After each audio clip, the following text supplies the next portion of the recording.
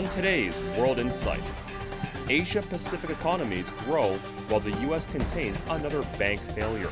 We speak to IMF chief economist Gita Gopinath on what her institution does and how the global economy will play out this year. So the growth in the first quarter at 4.5% is very strong.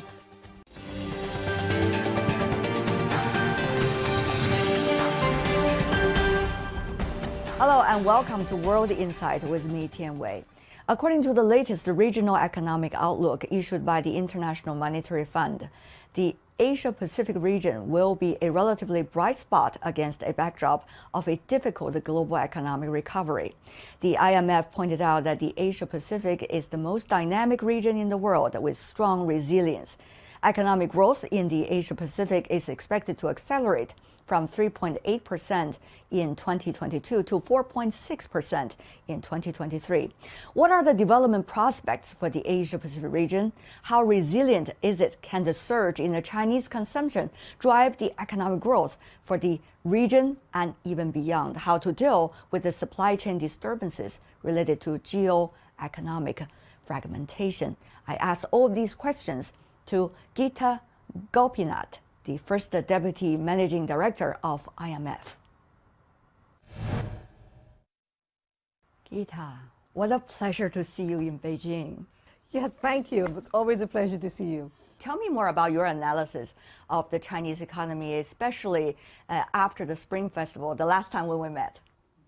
So if you look at the economy right now, after the reopening, we're seeing a very strong recovery in consumption, which is what we expected, but it came in even slightly stronger than we expected. So the growth in the first quarter at 4.5% is very strong. Now, if you look at private investment, it remains subdued because of the stresses in the real estate sector. Exports surprised us, actually. That came in stronger than we expected. But we do think that that won't hold up for very long because, as you see, the rest of the world, it is slowing down, which means external demand is slowing down. Of course, during the Labor Day holiday, as you may know, the number was extremely impressive in terms of people's traveling both within China and even for outbound tourism, even though it's not as high as the 2019 level. Do you see these as revengeful, quote-unquote, spending, or is it likely to be a very sustainable support to the Chinese GDP growth? I would say that some part of it is the pent-up demand, what you said was, revenge spending because of the reopening that we saw. So there is some part of that. We expect some of it to continue, but then over time, we expect that to moderate in consumption. This is why when we look at our growth projection for next year, it's lower than 5.2%. And if you start looking at our projection a few more years out, like in 2028, our projection is for growth to be 3.5% in China. Because some of the other forces that, in terms of slowing demographics, in terms of productivity growth slowing, those factors can start playing a role. Now that, to be clear, it doesn't have to end up that way. We think that reforms that are being done to open up the economy, labor market reforms, raises the retirement age, increases the quality of education and therefore human capital, all of that can raise growth rates into the medium term. What about specifically going to drive the Chinese economy? Since you talk about China more than 30% in terms of growth in the region, how does that work? What are the pillars from your perspective? So a big part of the growth we're seeing for China this year compared to last year is because of the reopening. So I think we've had the rebound in private consumption that we expected to see. It's come in strong, and that is an important part of the strong growth. But at the same time, we have to keep in mind that private investment is still subdued in China, again, tied to the weakness in the real estate sector. And again, exports could be a headwind because we're seeing the US and Europe slowing, which means their demand for products from the rest of the world would slow. So that is also would have a negative spillover effect on China. What is important is we believe that fiscal policy in China should remain a neutral fiscal stance, but it should support households in terms of the composition. It should be able to provide more support to households so that that can further increase private consumption. And we also think monetary policy should be accommodative, and that could come along with some more interest rate cuts and providing greater accommodation. The Central Economic and Financial Committee meeting just wrapped up. It's the very first time of its kind in China over the past week. And of course, it set the economic growth and the growth as the most important task for China from then on. Of course, policy direction is going there, but what do you see are some of the most important actions that could take place in order to match the aspiration? Firstly, I think in terms of the kind of support that's given, the kind of fiscal policy support that's given, schemes that help households will be particularly impactful, because what we see is a very high level of savings rate in China.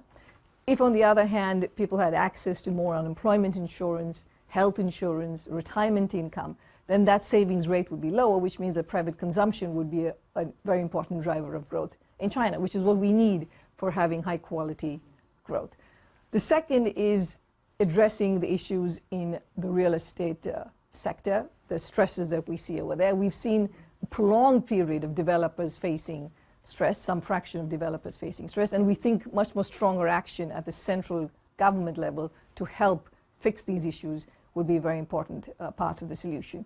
And the third is in labor market reforms, improving human capital, improving, opening up the economy, greater market access, more competitive neutrality between state-owned enterprises and private firms. All of this will help raise productivity growth in China.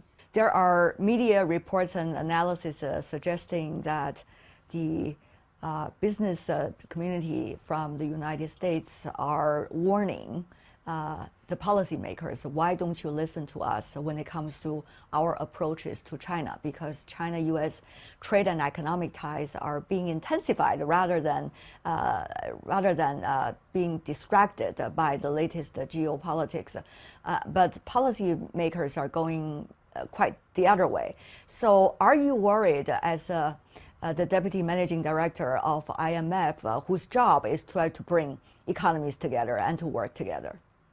We are very concerned about these developments. Now, we understand that countries want to ensure economic security, want to ensure national security, want to ensure that their supply chains that they rely on deliver the products that they want. So we understand that, and this has come up after the pandemic and the war. So we encourage countries to diversify the sources from where they buy. That's important.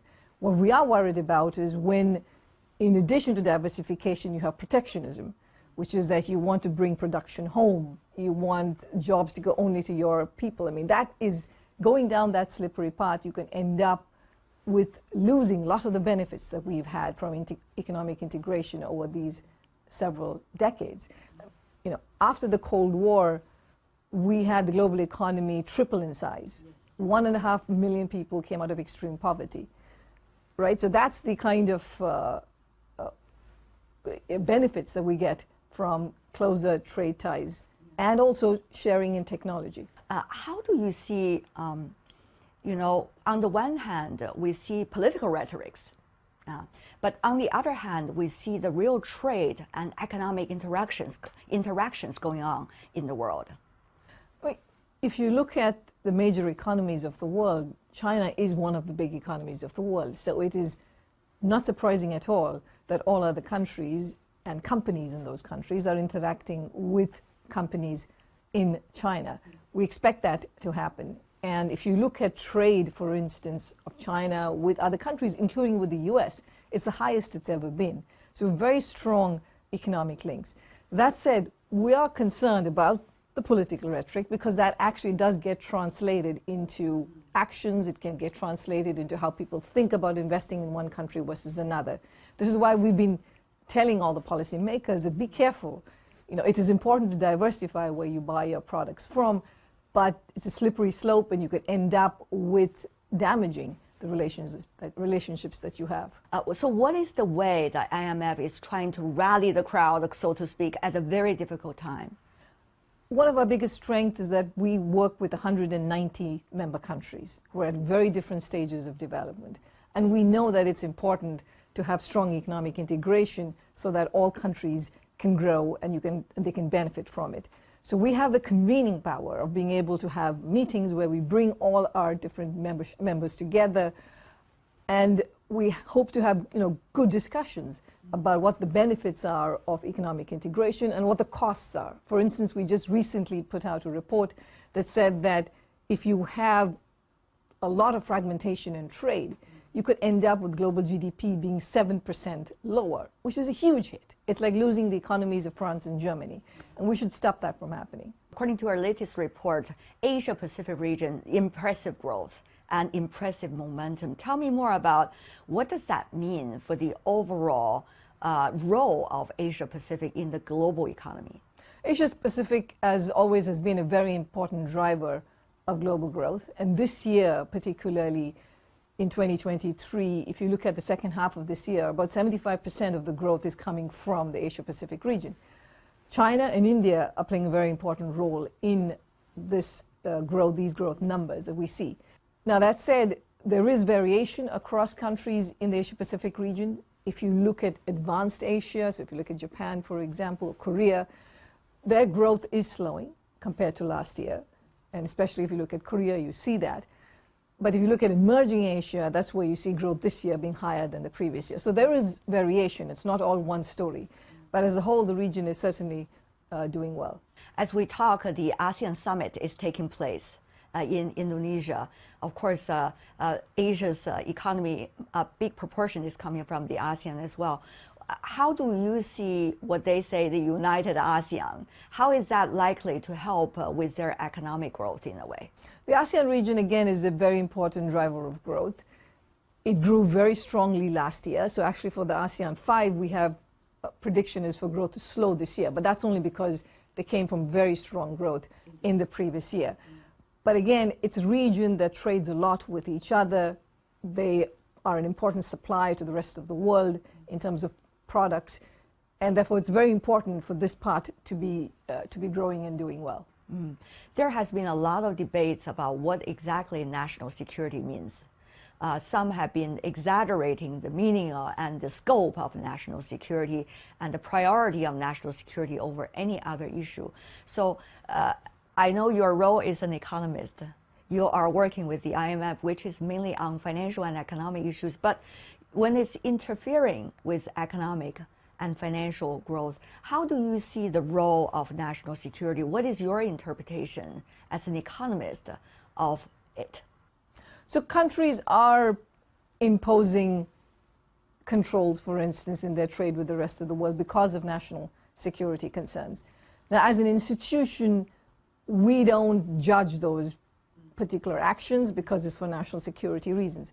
But what we do is look at the implications of those policies for the rest of the world in terms of spillovers to the rest of the world. And this is why we've been stepping out and saying that if you're not careful about this, and if you end up with very deep fragmentation in the global economy, you could end up with losing 7% of global GDP, and it could even go up as much as 12% of global GDP, depending upon what kinds of fragmentation that you see. So it's very costly. We work with our members to help them understand, to help give them greater guidance on what policies can be better to build resilience. But this is something we are concerned about.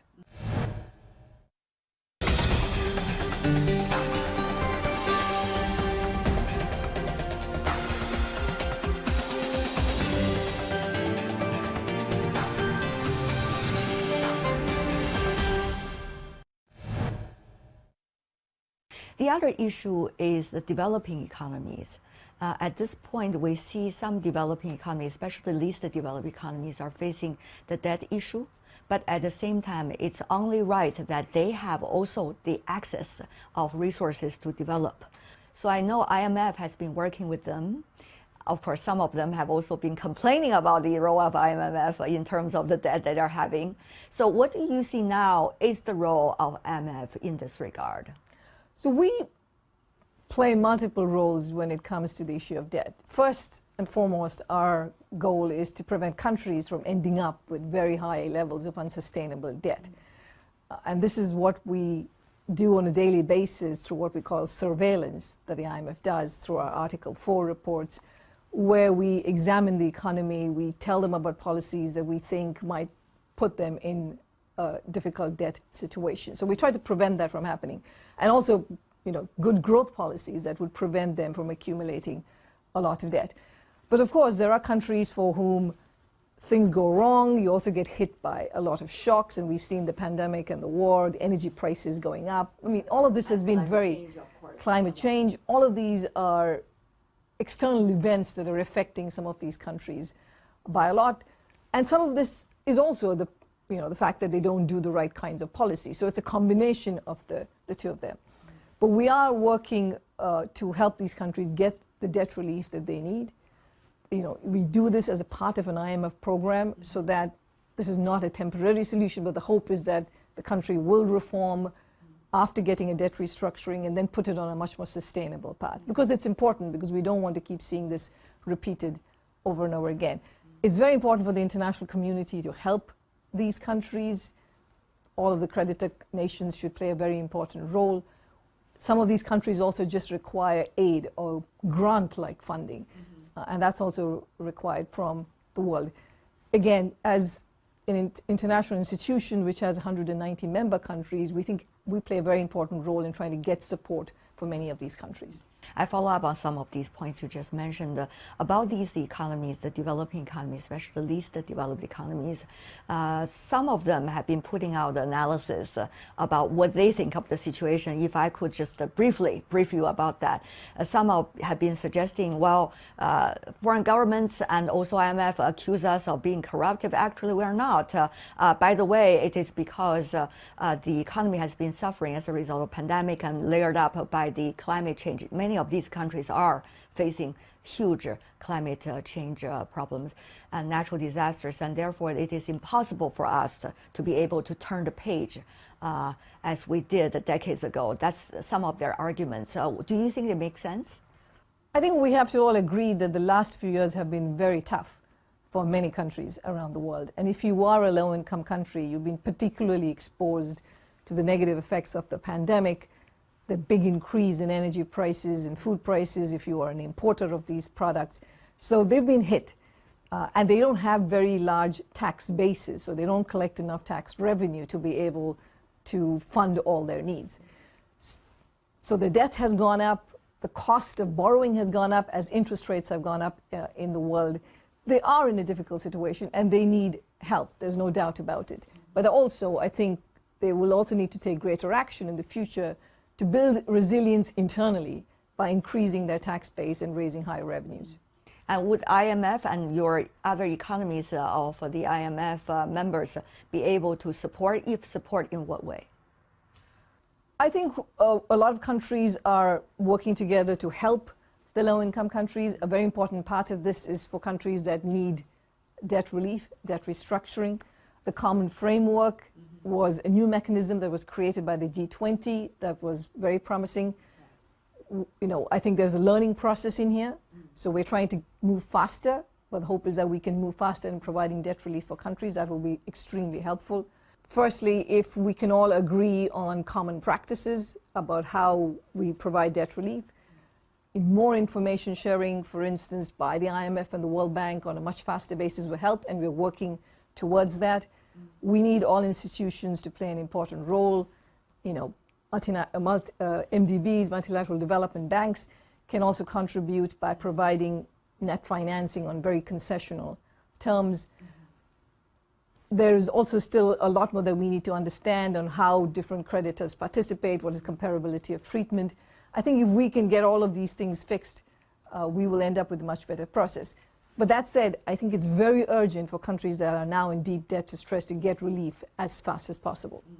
Earlier, some media reports suggested that the IMF has been trying to bring in some of the important players in terms of debtor countries, certainly developed economies and some of the emerging economies, even China, into this discussion. So I wonder, is there a new timetable in terms of discussion on some of the critical issues you just mentioned?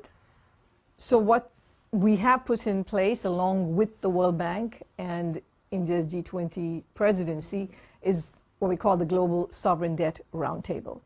And what's unique about this roundtable is that we have all official creditors, including Paris Club creditors, but also non-Paris Club creditors like China and India, coming together, but also the private sector creditors and the debtor countries in the same conversation. And by having these meetings, we're able to move a little more quicker on resolving some of the issues that have slowed the process down. Now, this is just the beginning, but we're hopeful that this will help improve the speed at which we can provide debt relief. Recently, with the US dollar, we have seen in the international reserve, it has been going down in terms of proportion. And we also see the currency swap mechanisms between economies have been speeding up as we speak. How do you see the role of US dollar today? And how do you see particularly this latest trend? So the US dollar is the dominant currency of the world. In terms of its share in global reserves, it was around 70% in 1990. Now it's slightly under 60%. But still, it is the major part of a country's reserves. So, I mean, what we are seeing is that there is more diversification that's happening by countries in their reserves. And in fact, the currencies that they're diversifying to are currencies like the Australian dollar and the Canadian dollar, right? So that's where, that's where we're seeing a big part of the diversification. Now, we would expect to see, you know, other currencies being used more in international trade or in international borrowing and lending. But it remains the case that in terms of who has the largest share, the dollar remains very important. Because to be a dominant currency, to have a great amount of international presence, you need to have very liquid markets, very open capital accounts. And that's critical, and in addition to strong institutions, to be able to give you that backing for the currency. Having said that, though, how do you see the U.S. Policies in terms of currency? Because after all, U.S. dollar is playing two roles. One is the currency of the country, which, of course, the Federal Reserve, as the organization that's governing the interest rates, has a say. But on the other hand, the changes of U.S. dollar will have a tremendous impact on both the international reserves and also all the economies that are trading with this common currency. And I would say that the Federal Reserve is doing the right thing by staying focused on bringing inflation down. That's absolutely critical to, even for the strength of the dollar. It's very important to be able to return back to the 2% inflation target. So they've raised interest rate to around 5.25%. We think, as they do, to keep that level at least until the end of this year, because we don't really think there's reason to be cutting it anytime soon, unlike what the markets expect. We did see their speed has been slowing down, of course, over the past because few they've times. done quite a bit. Yeah. And at this point, at 5.25%, that's a restrictive monetary policy stance, and they provided the guidance that they will stay at that level. They expect to stay at that level for the rest of this year, unless, of course, there's a big change in the data. So I think that's the right strategy, is to make sure that inflation is well behaved in the US. They, of course, have to be careful, because if it doesn't come down, inflation doesn't come down fast enough, then, of course, there is the risk that if they have to raise interest rates too quickly, that could have consequences for the financial sector and for emerging and developing economies. Having said this, we are moving into a very difficult time, some suggest, in terms of economic growth prospect. Both your predictions about the global economic growth in most regions have been going down. And meanwhile, we have seen this banking crisis, quote unquote, over the past few months, especially recently with the latest Republic Bank. So how do you see the trend, whether we are at the very beginning of the end, or are we at the end of the very beginning? In a sense, it's not surprising that we have seen some stress, the kind of stress we've seen in the banking system. You know, when you raise interest rates very sharply after a long period of interest rates staying extremely low, you know, and because of which you have all these financial vulnerabilities, it's not surprising that you would see stress of the kind that we've seen. Now, the particular shape it takes is always very surprising. I don't think anybody expected Silicon Valley Bank to be the first bank that gets affected, but we've seen that. What do we think is going to happen in terms of looking ahead? Our sense is that given the speed with which the government responded to help arrest these problems and to prevent a systemic event from playing out, we think that it can be contained. The risks that we see can be contained. Again, the U.S. economy remains quite strong. Labor markets are very tight. So we think that this is a contained process. We could see more financial flare-ups, but they should be able to take care of it. Now, that said, I would still emphasize that while that is our baseline, we do worry about the risks, because it's been an extraordinary amount of interest rate increases after a long period of very low interest rates. So we have to be careful. The authorities have to be very vigilant. They need to increase supervision, increase regulation in some cases. I think that's very important for them to do. As you may know, that the last financial crisis, the very first year of that actually was quite mild. And people expected to be over already before the real tide hit. So many wonder whether this will be similar logic. Of course, we would touch the wood, hope it's not, because it's the global economy that we're talking about. But how much warning do you see the IMF would at this point provide to your economy members? So firstly, I would say on the positive side, compared to 2008, we have the banks in a much more sounder position. There's been better regulation. They have more capital. They are in a sounder position. On the negative side, we have a whole new set of non-banks, which are not regulated, which are a very large share of the credit in the economy, that you could see ending up in trouble. For instance, those with exposure to commercial real estate can also be affected by this. So the risks are high, but I think we should recognize that a lot has been done since 2008 to strengthen the financial system.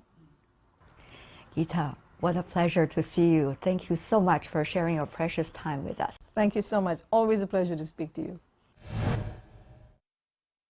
That's my interview with Gita Gopinath, the first Deputy Managing Director of IMF. I'm Tian Wei. On behalf of the team, thanks for watching.